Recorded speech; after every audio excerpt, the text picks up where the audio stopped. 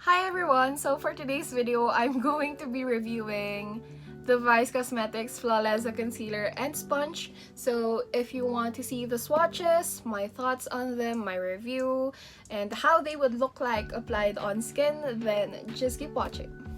So ayun, this was sent to me by Vice Cosmetics. Nagulat na lang ako, may dumating bigla sa bahay namin. Tapos, ang laki! Nagtataka ako kung ano yun kasi I don't remember ordering anything or receiving anything or any PR from any brand at the time. So ayun, nagulat na lang ako. Sabi ko, So ayun, they sent me their entire launch and we're going to talk about them today. This is the Flawlezza Creamy Matte Liquid Concealer by Vice Cosmetics. It has 2 shades for fair skin, 2 shades for your light skin, 2 shades for medium skin, and 2 shades for deep skin.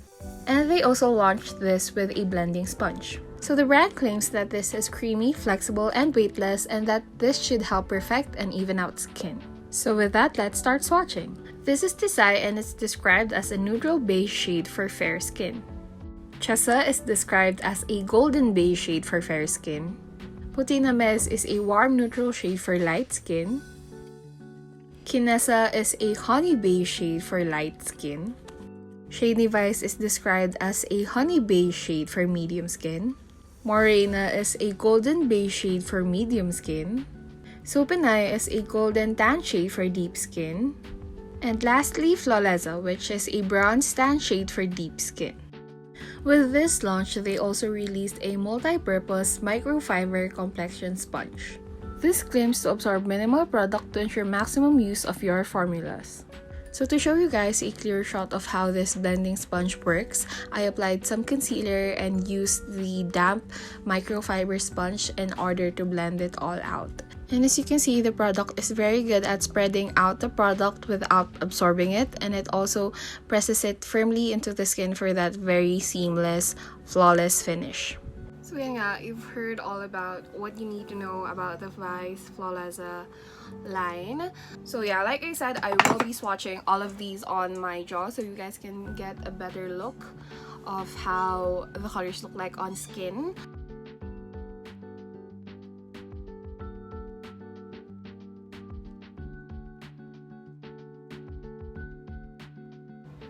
So, ito na yung mga colors. Tisay, Chesa, Putinamez, Kinesa, Shade Vice, Morena, Ttdeye, and Flawlezza. So this is the range of colors.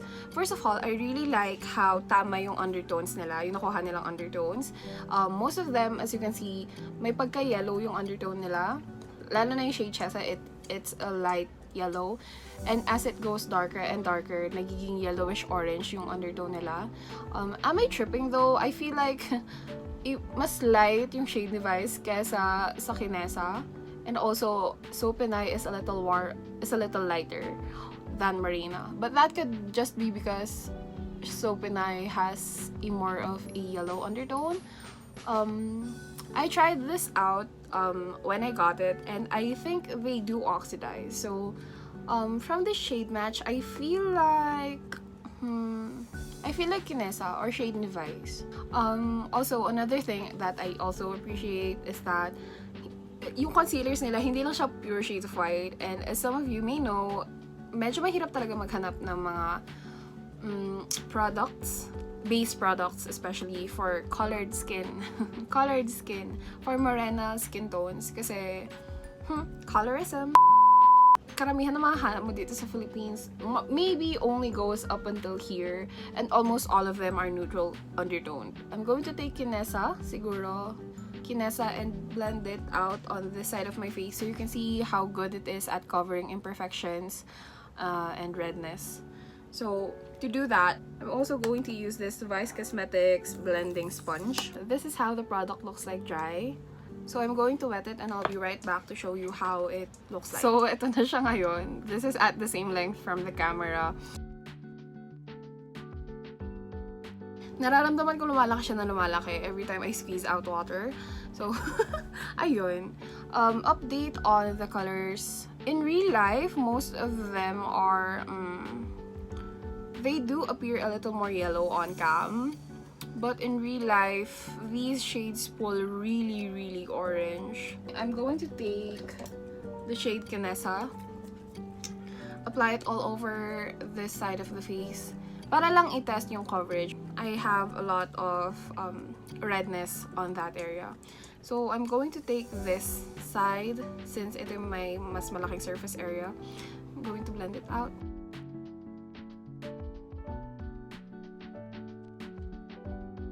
So this is with one layer, I guess, of shade Kinesa. It has coverage. It has. I just think it's light though. Maybe light to medium coverage. It does claim to have a natural finish though, so I don't know if it's okay to expect so much or like full coverage from this product, but yeah, it's definitely lightweight on the face. I feel like it's dry na, and as you can see, this concealer does dry matte. Super, as in, compared to this side of the face where I have no product, this completely eliminates, hindi completely, but this side eliminates shine. Let's put on another layer to see if it's buildable. So I'm going to focus it on this area since I get red around here. And I also have like freckles and like mga small pimples.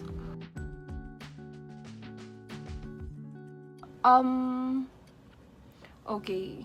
I think you guys can see it. Itong area na to. Biglang nagbago yung texture ng foundation. Yeah. If you layer this, siguro make sure na hindi siya masyadong dry when you apply it. I think it's because matte yung formula niya, kaya hindi siya nagle-layer on top of each other properly. So I'm going to remove this and try layering it while it's wet. So ayan, blank na ulit. But for the performance of the sponge, I really like it. As you can see, yung color, yung product, nagsistay lang siya on the sponge and hindi siya pumapasok sa loob. Maayos siya kasi hindi siya nagsasayang ng product. Again, let's try Kinesa on this side of the face.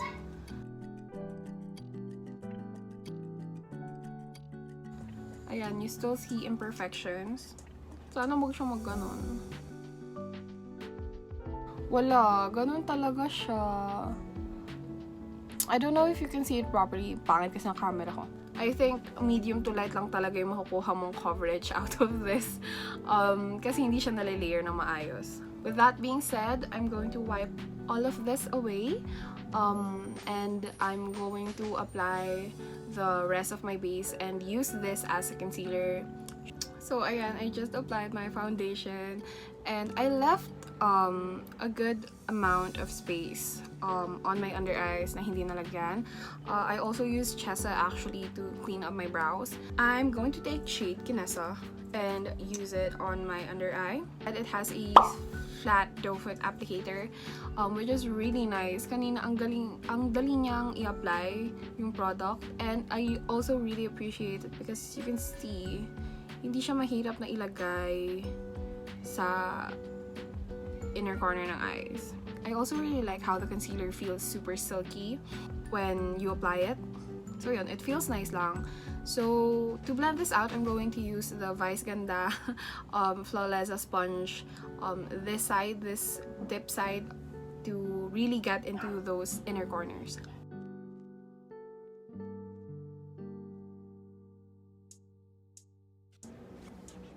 You have to work really fast with this concealer kasi nga it dries matte. But ayan, yan ang isang layer. Like I said, I won't be adding another layer because you guys saw what happened when I tried to layer it. But yeah, so far I'm already like really satisfied with this finish. And as you can see, mas mabilis pa siyang nag-dry matte kaysa sa matte na foundation ko. But yeah.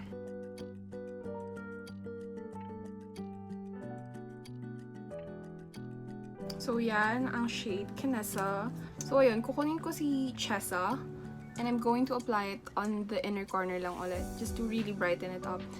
Sana hindi siya masira. Parang nilift niya yung part dito na may concealer na. So hindi talaga siya pwedeng pang layer. So ayun, instead of doing that on already concealed areas, lalagay ko na lang siya dito sa may tip of the nose and forehead. So ayan, maganda pala talaga si shade Kinesa as like a highlighting shade. Magaling siya. I mean, it really does brighten the area very well. So I'm going to bake the areas that I concealed, at the same time testing out kasi this sponge is also supposed to be very good for applying dry products. It can apply loose powder. Just taking a bit.